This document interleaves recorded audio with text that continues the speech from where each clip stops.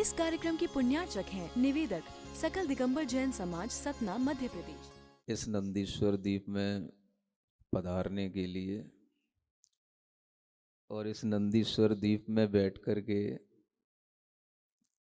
जिनेंद्र भगवंतों की आराधना करने के लिए जो मन बना है, वह मन आपके आत्मा में निबद्ध सातिशय पुण्य के उदय से बना है।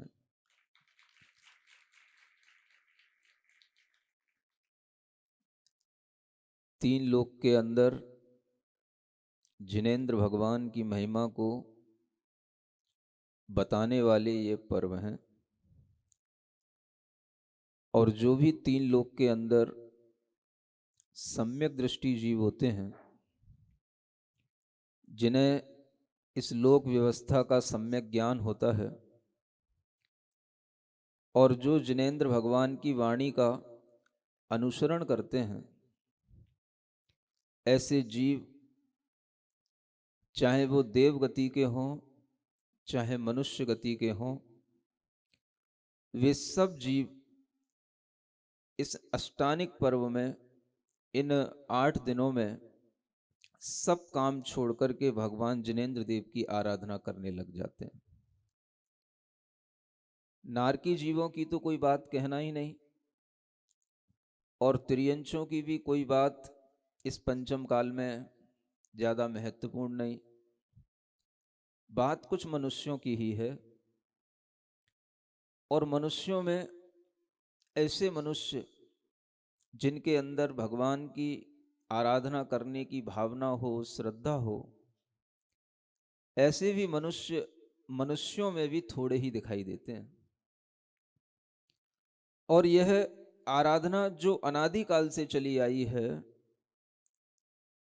इस अनादिकालीन पर्व में, इस आराधना में अपने आप को शामिल करना आज दुर्लभ तो हो रहा है, लेकिन असंभव नहीं है। आपके लिए यह आराधना अगर दुर्लभ समझ में आती है, तो ये भी आपके अंदर बोधि दुर्लभ की ओर ले जाने वाली भावना होती है कि ये बोधि मिलना भी मुझे बहुत दुर्लभ है कि हम इस तरह के पर्वों की महत्ता को समझ पाए। इन पर्वों में हम अपने आप को थोड़े समय के लिए भगवान जिनेंद्र देव की आराधना से जोड़ पाएं। ये पर्व अनादिकाल से चले आ रहे वो पर्व हैं जिनके पीछे कोई कहानी नहीं है, किसी भी व्यक्ति का कोई भी हाथ नहीं है, और किसी एक व्यक्ति के माध्यम से इन पर्वों की कोई महिमा नहीं है। इन पर्वों की महिमा अनादिकालीन है। जो महिमा किसी भी पर्व की किसी व्यक्ति के माध्यम से बन जाए, वो शाश्वत नहीं होती, वो अशाश्वत होती है। जैसे अगर रक्षाबंधन पर्व की महिमा बनी तो श्री विष्णु कुमार मुनि के माध्यम से बन गई, लेकिन वह कोई शाश्वत पर्व नहीं है। वह विष्णु कुमार मुनि के उस उपसर्ग दूर होने के बाद में उस पर्व की महिमा शुरू हुई। यह कहलाता है शादी विद बिगिनिंग। कुछ पर्व ऐसे होते हैं जो बिगिनिंग के साथ होते हैं, और कुछ पर्व ऐसे होते हैं जो बिगिनिंग लेस टाइम से चले आ रहे होते हैं। हम अनेक पर्वों को देखें, अगर दीपावली का भी पर्व है तो भगवान महावीर स्वामी के निर्वाण से शुरू होता है। उस पर्व की भी महिमा अनादि नहीं है। सम्यक ज्ञान में हर चीज को बिल्कुल स्पष्ट हमें खोल करके देखना चाहिए, और जिन जीवों के पास में सम्यक ज्ञान की वृद्धि होगी, वो अपने ज्ञान के अंदर हर चीज को यथार्थ देखेंगे। दर्पण में जैसे हर चीजें स्पष्ट दिखाई देती हैं, उन्हें हर चीज बिल्कुल क्लियर समझ में आएगी। और राइट नॉलेज की सबसे बड़ी विशेषता यही होती है कि हमारे नॉलेज के अंदर कहीं पर भी कोई धुंधलापन नहीं होना चाहिए। Every object, everything should be clear होनी चाहिए। अगर हम अपने दिमाग में ध्यान रखें कि कौन से पर्व अनादि हैं और कौन से पर्व शादी हैं, तो आप देखेंगे कि जो पर्व अनादि होते हैं उनके पीछे किसी भी व्यक्ति का, कोई भी चरित्र का, किसी भी घटना का कोई हाथ नहीं होता है। अगर कोई व्यक्ति उन पर्वों के बीच में आकर के अपनी घटना से उन पर्वों को आगे महत्वपूर्ण बना देता है, तो वह पर्व तो महत्वपूर्ण बने रहते हैं, व्यक्ति महत्वपूर्ण नहीं हो जाते हैं।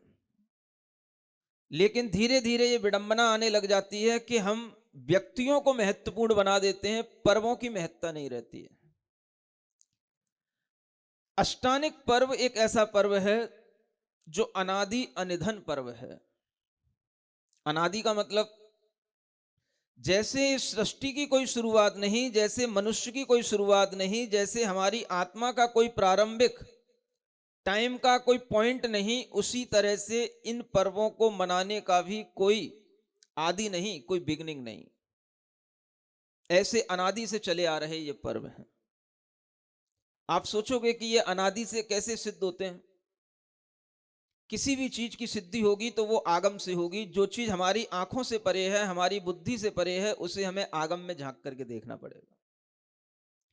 जब आप पुराण पुरुषों की किसी भी तरह की चारित्रिक कथाएं पढ़ेंगे, जब आप पुराण पुरुषों के बारे में जानेंगे, जब आप पुराण पुरुषों के कथानक पढ़ेंगे, तब आपको पता पड़ेगा कि पुराण पुरुषों ने इन अष्टानिक पर्वों में किस तरह से अपने कार्य किए हैं।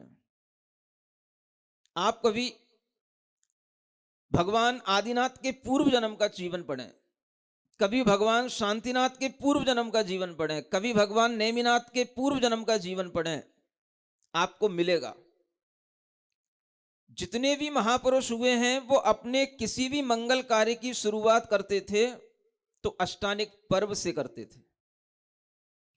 मैं आपको बता रहा हूं कि अगर आपको कोई अच्छा काम करने के आगे के लिए अच्छा काम करने जाना है, यहां तक कि शास्त्रों में उदाहरण है कि अगर आपको एक अच्छे पुत्र की प्राप्ति करना है, आपको अपने व्यापार आगे बढ़ाना है, आपको किसी भी मंगल कार्य में आगे बढ़ना है, आप अष्टानिक पर्व के इन पूजाओं को पहले संपादित कीजिए 8 दिन तक निश्चिंत होकर के, और फिर पूर्णमासी के दिन उस कार्य को आप प्रारंभ कीजिए। आपका वह कार्य मंगलमय होगा।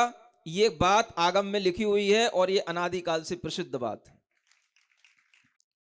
पुराण पुरुषों में अगर हम उनके कथानक पढ़ते हैं, उनके चरित्र पढ़ते हैं, तो हमें अनादिकाल से व्यवस्था मिलती है। और ये व्यवस्था केवल यहां इस भरत क्षेत्र में नहीं, हम सबकी बुद्धि तो बड़ी संकीर्ण होती है, हमें केवल अपना शहर दिखता है, अपना गांव दिखता है, अपना घर दिखता है। लेकिन ये पुराण कथानकों में जब हम देखते हैं तो भरत क्षेत्र के अंदर जम्बू द्वीप का ये जो भरत क्षेत्र है, ये तो एक छोटा सा हिस्सा है। इसके और अनेक हिस्से हैं जम्बू द्वीप के, जहां पर ऐरावत क्षेत्र भी है, विदेह क्षेत्र भी है, विदेह भी पूर्व का विदेह है, पश्चिम का विदेह है, और वहां पर 32 बड़े बड़े महादेश, जैसे ये भारत देश हैं, इससे भी बड़े बड़े भरत क्षेत्र शरीके वो देश बने हुए हैं। और उन देशों में भी, उन क्षेत्रों में भी, विदेह क्षेत्रों में जहां स्वयं भगवान साक्षात रहते हैं, वहां पर भी ये पर्व मनाए जाते हैं और वहां पर भी ये अनादि अनिधन पर्वों की व्यवस्था चलती रहती है। भगवान की पूजा करने के लिए, भगवान की आराधना करने के लिए ये थोड़ी सी हमारे अंदर फीलिंग आना कि मैं नंदीश्वर द्वीप में जा रहा हूं, मैं नंदीश्वर द्वीप के जिनालयों की पूजा करने जा रहा हूं, ये भाव छोटा मत समझना आप, ये बहुत बड़ा भाव है। आपके अंदर अगर अच्छा पुण्य होगा तो ये भाव आएगा, और अगर आपके अंदर पुण्य नहीं है तो आप बिल्कुल अनाड़ी की तरह आओगे, अनाड़ी की तरह बैठोगे और बिल्कुल अनाड़ी की तरह चले जाओगे। ये भाव आपके अंदर आना चाहिए। जब आप सुबह उठें तो सुबह उठने के बाद में आज मेरे लिए ये सुबह मंगलमय हो गई, क्योंकि आज मैं सुबह बिल्कुल स्नान आदि क्रियाओं को करके, और कुछ नहीं दिख रहा है, अब मुझे कहाँ जाना है, सीधा जल्दी से जल्दी नंदीश्वर द्वीप में जाना है और वहां जाकर के हमें भगवान की पूजा करना है। ये भाव आपका सुबह से ही जागृत हो जाना चाहिए।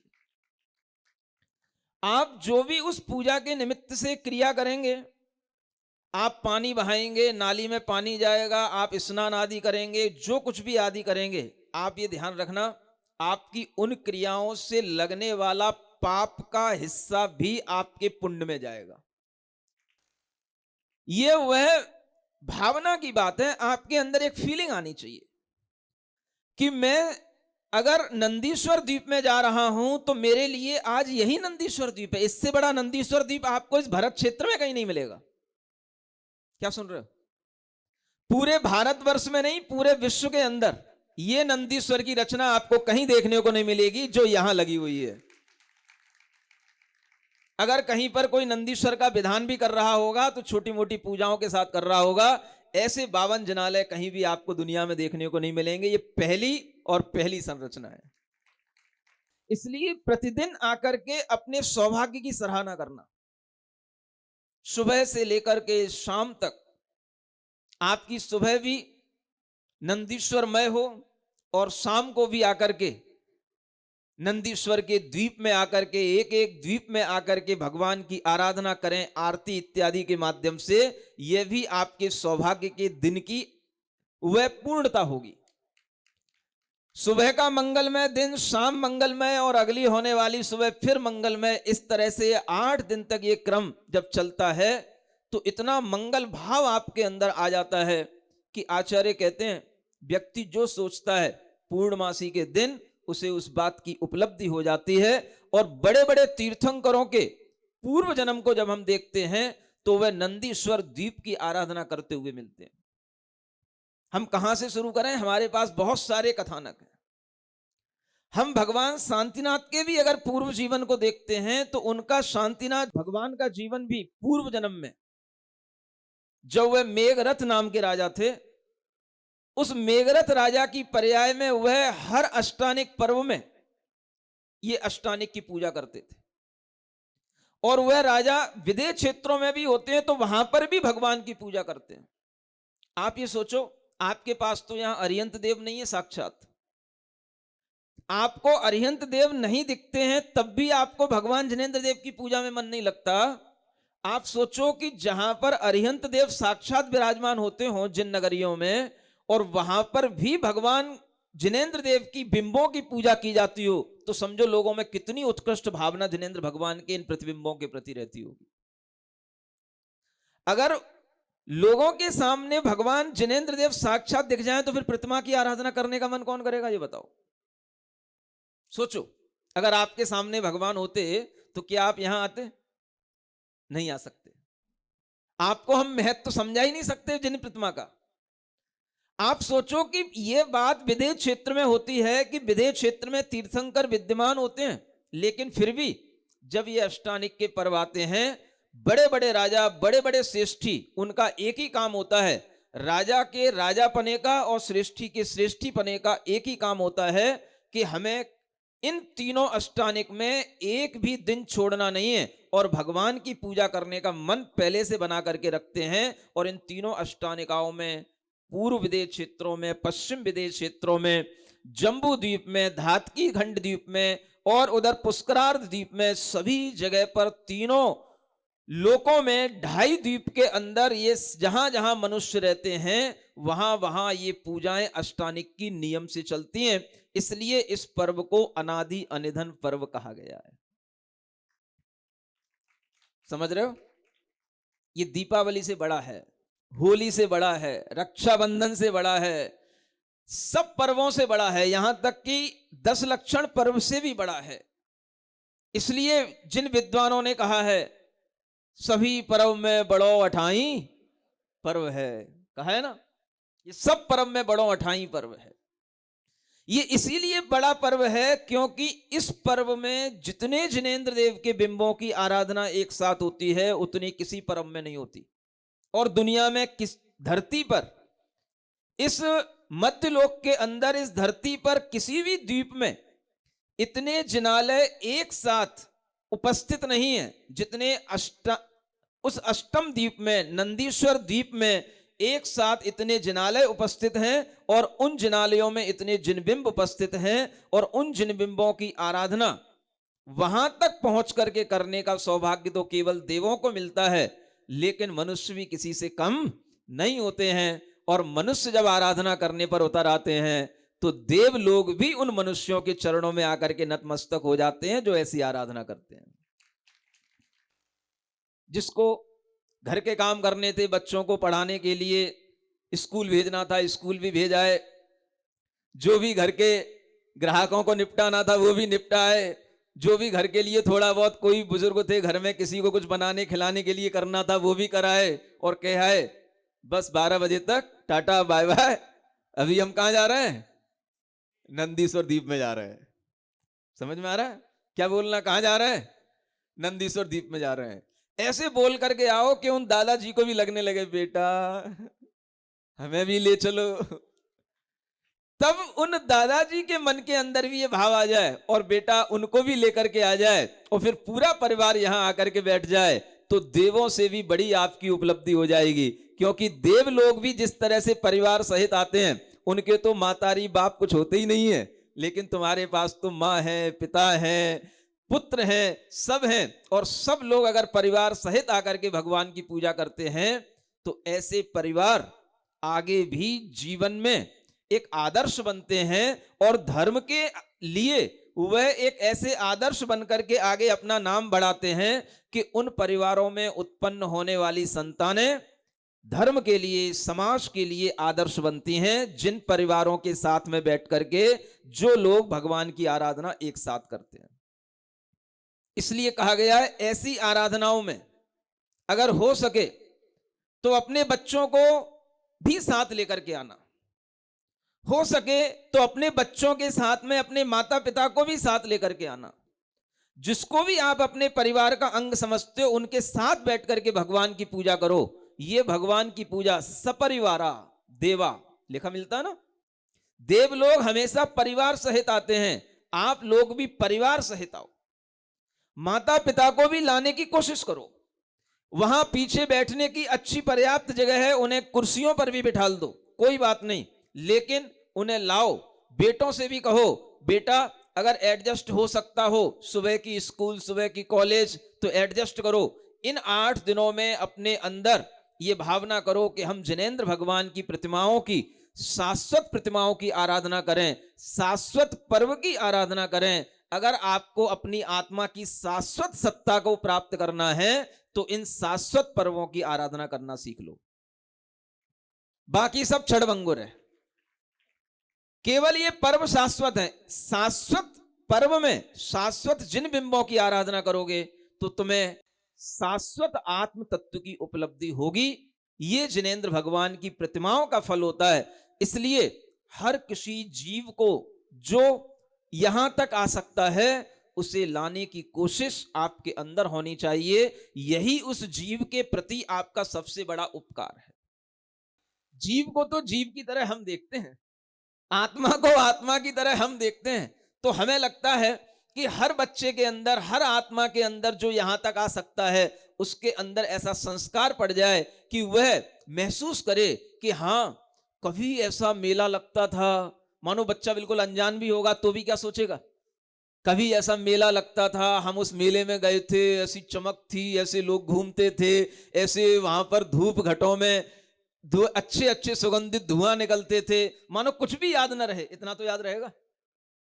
और यह याद भी उसके अंदर अगर बड़े होकर के आएगी तो पूछेगा पापा से, पापा पहले आप कहां जाते थे, बड़ा अच्छा लगता था, बहुत बड़ा पंडाल में और इस तरह से बहुत बड़े बड़े जिनालयों के बीच में बैठते थे, घूमते थे, परिक्रमा लगाते थे, वो सब चीजें अब क्यों नहीं होती? ये बच्चा अगर 10 साल बाद भी आपसे कभी पूछ ले तो समझ लेना आपने उस जीव का जो उपकार कर दिया, वो जीव का उपकार किसी भी दूसरे उपकार से चुकाया नहीं जा सकेगा। ये जीव के उपकार की बात है।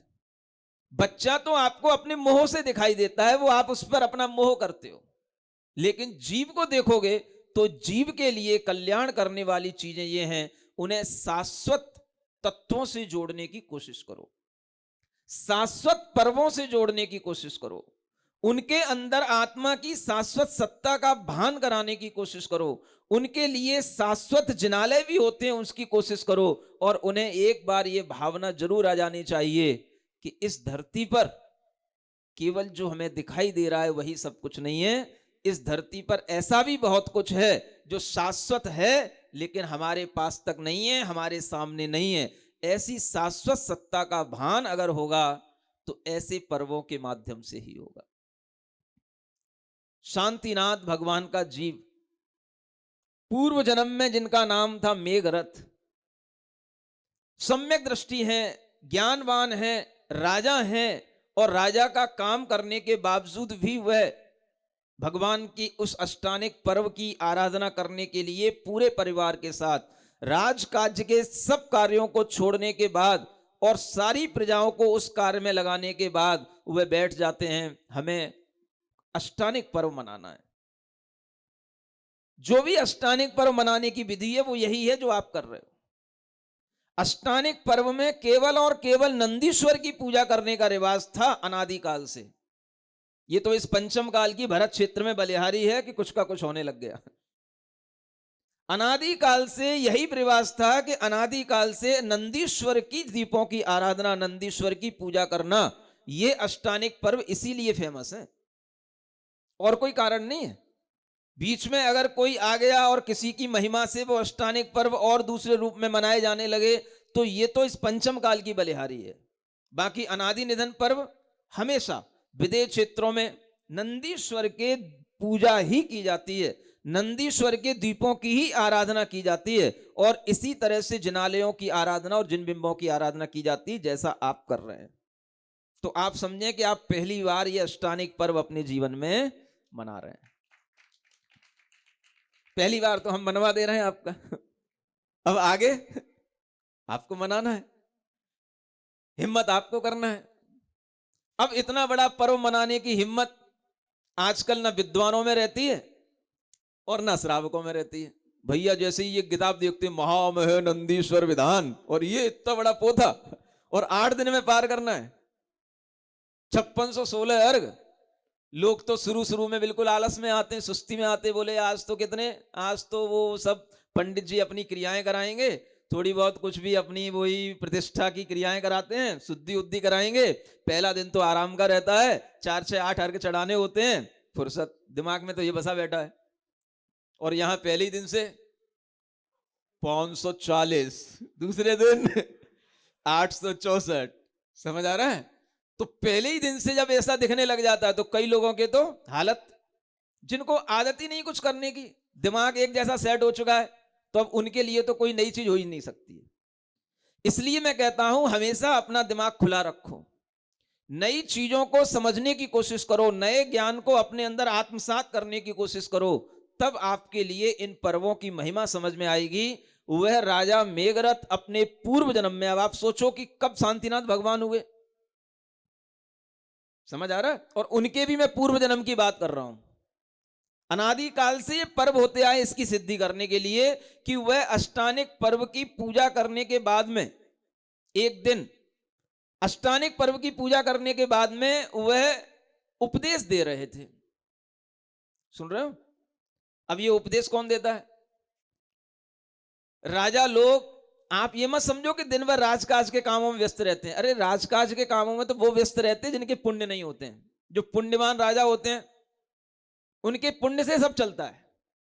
राजकाज को तो मंत्रियों के ऊपर छोड़ देते हैं, अपना धर्म काम करते हैं। चाहे भरत चक्रवर्ती को देख लेना, चाहे दुनिया के किसी भी बड़े राजा को आप पुराण ग्रंथों में देख लेना, अपने सिंहासन पर बैठे, और सिंहासन पर बैठकर के भी जब वो सुबह तो पूजा कर लेंगे, 12 बजे तक अपने भोजन आदि करने के बाद, आराम आदि करने के बाद में फिर अपने सिंहासन पर जब बैठेंगे दोपहर में, तो वहां बैठ के क्या करेंगे जानते हो? उन्हें पूछने की जरूरत नहीं है कि कौन राजा के हमारे ऊपर आक्रमण होने वाला, क्या होने वाला, कहीं कुछ नहीं होने वाला, क्योंकि उन्हें पता है सब कुछ बढ़िया है, क्योंकि उन्हें इतना पुण्य है कि जो उन्हें विरासत में मिला है उसको कोई भी छेड़ने वाला नहीं है। तो अब उस समय पर वह धर्म का उपदेश देते हैं, अपनी सभा में बैठकर के भी वह धर्म का उपदेश देते हैं। ये राजा लोगों के काम है। अब आप सोचो, अब वो धर्म का उपदेश दे रहे हैं, ऐसे सम्यक दृष्टि धर्मनिष्ठ न्यायप्रिय वो राजा हैं, और उसी समय पर ये अष्टानिक पर्व की पूजा करने के बाद की घटना है। और अष्टानिक पर्व पूरा होने के बाद में जब वह अपनी राजा की सभा में बैठे तो उस समय पर क्या हुआ एक कौवा और एक गीद उड़ता हुआ दोनों उनके पास आ गए। गीद पीछा कर रहा था कौवे का, और वो दोनों उनके पास आकर के बैठ गए, और कौवा उनकी शरण में आ गया और गीद आगे खड़ा हुआ है, और वो गीद कहता है इस कौवे को मुझे चाहिए। तो वो राजा मेघरथ कहते हैं भाई ये कौवे को तू क्यों मारना चाहता है? बोले मुझे भूख लगी है। अरे भूख लगी है तो कुछ और खाने को नहीं है क्या? नहीं, मेरा तो भोजन यही है। तो जब वह उसको इस तरह से वार्तालाप कर रहे होते हैं तो उसी समय पर उन्हें इतना ज्ञान होता है जिसे अवधि ज्ञान कहते हैं। उसी अवधि ज्ञान से उन्हें यह ज्ञात हो जाता है कि यह वास्तव में ये लोग जो आए हमारे सामने, ये दोनों गीद और कौवे, ये कौन है? सभा में लोग बैठे हुए थे, पूछने लग गए महाराज ये अचानक से नई बात कहां से सामने आ गई? ये कौवा और गीद एकदम से सभा में कहां से आ गए? तो वो कहते हैं ये कौवे और गीद जो आपस में लड़ रहे हैं, ये भी पिछले जन्म में दोनों भाई थे, और भाई होने के बावजूद भी ये दोनों किसी भी अपने धन संपदा के ऊपर इनका व्यामोह होने के कारण से लड़े, मरे, और मर करके ये कौवे और गीद बन गए। दोनों मरे और दोनों इस तरह से बन गए। अब ये गीद और कौवा बन गए, ये दोनों लड़ते हुए हमारे पास तक आए। मैं आपको एक बात और बता देना चाहता हूं। वह राजा कहते हैं कि ये जो गीद है, इस गीद के ऊपर भी एक दूसरा देव चढ़ा हुआ है, और ये मेरी परीक्षा करने के लिए आए हैं कि मैं इस समय पर क्या निर्णय इनके लिए दूंगा। और राजा मेघरथ ने जैसे ही उन्हें समझाना शुरू किया तो जो देवता उसके ऊपर चढ़ा था वो तो तुरंत छोड़ करके भाग गया। समझ आ रहा है? पुण्यवान जीवों के सामने होने पर या धार्मिक जीवों के सामने होने पर भी देवता लोग अगर किसी के ऊपर चढ़ भी जाते हैं तो वो भाग जाते हैं। वो पुण्य आपके अंदर भी हो सकता है। एक राजा भी इतना पुण्यवान हो सकता है कि उसके सामने आने पर देव भी उससे डर करके भाग जाए। ये पूजा के बहुत बड़े बड़े महत्व होते हैं, लेकिन ये बात निश्चित है कि यहां पर चारों निकाय के देवों की प्रतिष्ठा हुई है। देव लोग हर जगह पर भ्रमण करते हैं और देव लोग आपकी पूजा में भी बैठे हैं। आज तो आप लोग वैमानिक देव बनकर के पूजा कर रहे हो, कल से भवनवासियों का क्रम आएगा जब दक्षिण दिशा की पूजा होगी। समझ आ रहा है? फिर व्यंतर देवों का क्रम आएगा 2 दिन बाद। तो आपको हर देव की यहां पूजा करने को मिलेगी, और यहां पर हर देव आपके लिए मिलेगा। इसलिए अगर किसी के ऊपर देवी देवता चढ़ गए हो, उन्हें भी पीछे के सेक्शन में ला करके बिठा देना। यहां पर आए हुए देव उनको संभाल लेंगे, और छोटे देव के सामने अगर कोई बड़ा देव आ जाता है तो वो छोटा देव अपने आप छोड़ करके भाग जाता है। ये बात बिल्कुल गारंटी की। इसलिए एक बार उसे लेकर के आओ। पूजा करने के बहुत फायदे हैं, मैं आपको फायदे गिना रहा हूं। और उस केस में जब वह मेघरथ सभा में बैठे हैं और कह रहे हैं कि देखो यह जो इसके ऊपर देव था, ये देव तो मुझे देख करके चला गया, अब ये गीद है और ये दोनों हैं। और उन दोनों ने उस समय पर उन राजा के दर्शन करके, उनके उपदेश सुन करके, उस राजा की बातें सुन करके, जो दोनों मांसाहारी थे उन्होंने मांसाहार का त्याग कर दिया। ऐसा उन्होंने मांसाहार का त्याग किया कि उस मांसाहार के त्याग के कारण से बाद में जब उनका मरण हुआ तो वह मरण होने के बाद में वह देव बने, और वो व्यंतर जाति के देव बने, कोई बात नहीं, लेकिन उनकी त्रियंच पर्याय से मुक्ति होकर के देव गति की प्राप्ति हो गई। व्यंतर देव भी छोटे मत समझना, बहुत बड़े बड़े देव होते हैं। जब आप कभी सिद्धांत ग्रंथ पढ़ोगे तो आपको पता पड़ेगा उनके पास कितने बड़े बड़े जिनालय होते हैं। उन जिनालयों में भगवान की आराधना करने का उन्हें वहां पर स्वामित्व मिलता है। आप जो ये हिमवन, महाहिमवन आदि पर्वत हैं, पांडुक आदि वन हैं, इन वनों में देखोगे तो व्यंतर देवों के अनेक ऐसे जिनालय होते हैं जिनमें सिर्फ व्यंतर देव ही उनके स्वामी होते हैं। करोड़ों करोड़ों रानियां होती हैं उनकी, और वे सब व्यंतर देव भगवान की आराधना करते हैं। इसलिए व्यंतर देवों को छोटा मत समझना।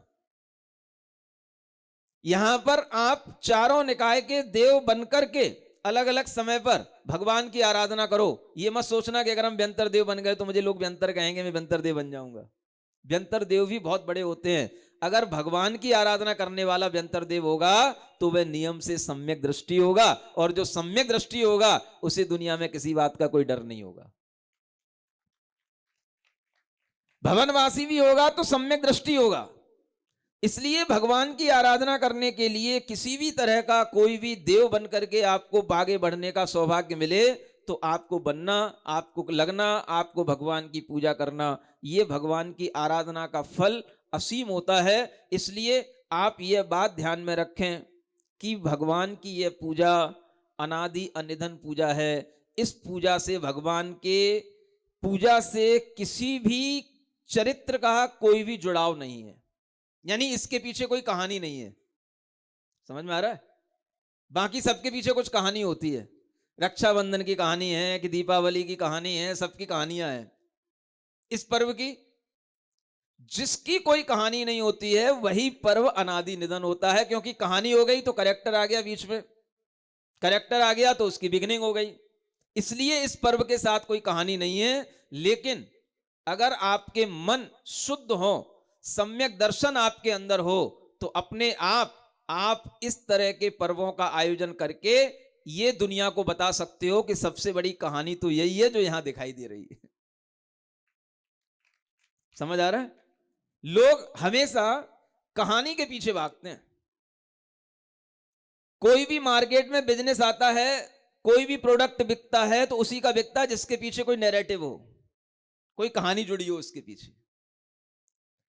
इसलिए हर आदमी की दौड़ कहानी के पीछे होती है, चमत्कारों के पीछे होती है। हर आदमी की दौड़ किसी ना किसी विशेष चरित्र नायक के पीछे होती है। लेकिन जो सम्यक दृष्टि होते हैं वो किसी भी दौड़ में अंधे नहीं दौड़ते हैं, और वो हमेशा ये सोचते हैं चाहे इसके पीछे कोई कहानी हो या ना हो, मुझे तो शुद्ध चीज चाहिए। और शुद्ध चीज कहां मिलेगी?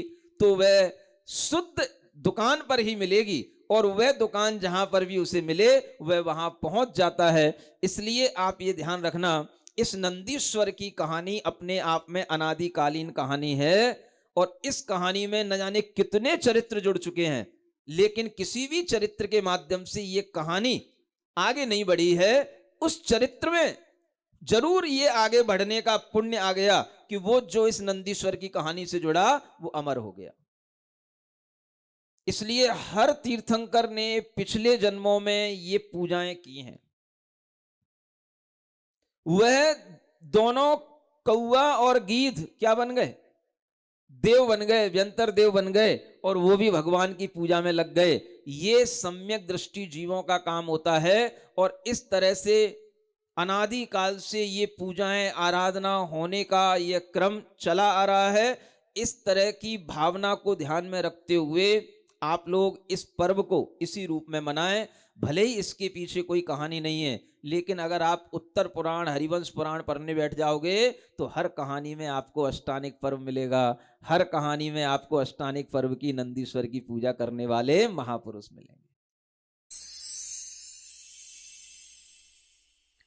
सिरिजिणवाणी जग कल्याणी जग जन मदतम मोहरी जनमण हारी गढ़हर हारी जम जरा भव रोग हरी तिथ्य राणम दिव्य झुणिम जो पड़ई सुणई मय्ये धारई राणम सौख मणंतम धर्य सासद मोक्ष पदम पावई सासद मोक्ष पदम पावई।